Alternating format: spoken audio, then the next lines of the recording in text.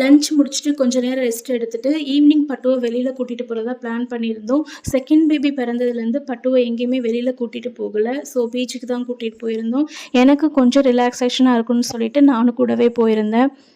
அம்மா பேபிய take care பண்ணிக்கிறதுனால, என்னால பீச்ல கொஞ்ச நேரம் ரிலாக்ஸா டைம் ஸ்பெண்ட் பண்ண முடிஞ்சது. பட்டு கூடவே கொஞ்சம் விளையாட முடிஞ்சது. பிரெக்னன்சி அப்போ ஏர்லி மார்னிங் இங்க தான் வாக்கிங் வருவோம். பட்டுவும் கூடவே வருவாரு. வந்து நல்லா விளையாடிட்டு இருப்பாரு.